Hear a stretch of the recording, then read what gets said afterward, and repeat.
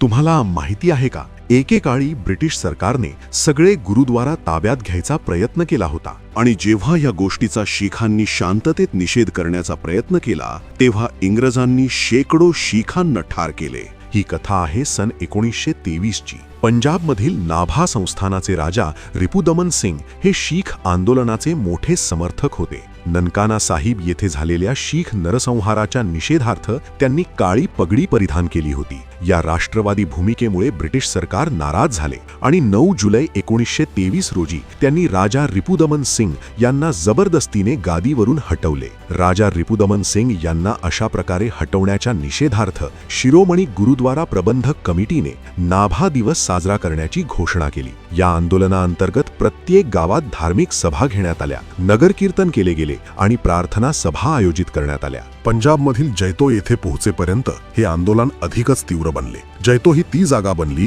जिथे शीख समाजाने अहिंसा, एकता आणि आपल्या धार्मिक अधिकारांच्या रक्षणासाठी ठामपणे संघर्ष केला। सुरुवातीला 25-25 जणांचे छोटे गट या जैतो मोर्चात पुढे निघाले, पण त्याचा काहीच परिणाम झाला नाही। तेव्हा SGPCने 500 जणांचा मोठा मोर्चा पाठवण्याचा निर्णय घेतला। 9 फेब्रुवारी 1924 रोजी हा गट पायी निघाला। या चळवळीत केवळ पुरुषच नव्हे तर महिला आणि मुले देखील सहभागी झाली होती। 21 फेब्रुवारीला ब्रिटिश प्रशासनाने जैतोनकडे जाणारा मार्ग पूर्णपणे बंद केला। काटेरी तारांचे कुंपण उभे करण्यात आले आणि मशीन गन्स तैनात करण्यात आल्या। जैतोनपासून अवघ्या 50-60 पावलांवर एका ब्रिटिश अधिकाऱ्याने इशारा दिला, थांबा, नाहीतर गोळीबार केला जाईल। पण शिखांनी त्यांचा शांततापूर्ण मोर्चा थांबवला नाही। या गटातील एक आई आपल्या लहान बाळाला कुशीत घेऊन पुढे सरकली। तोच अचानक गोळीबार सुरू झाला। त्या निरपराध बाळाचा त्या गोळीबारात जागीच मृत्यू झाला, पण ती आई डगमगली नाही, ती तशीच ठाम उभी राहिली।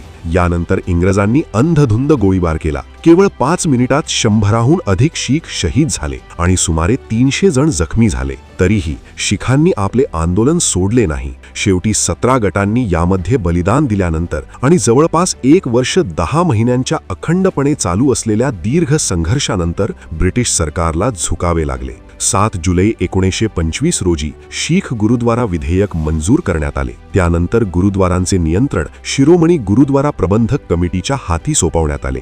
या ऐतिहासिक विजयाच्या आनंदात शीख समाजाने 101 अखंड पाठ आयोजित केले। जैतो चळवळ ही केवळ एक चळवळ नव्हती, तर ती अहिंसक धैर्याचे आणि धार्मिक हक्कांसाठी दिल्या गेलेल्या बलिदानांचे चिरंतन प्रतीक बनली।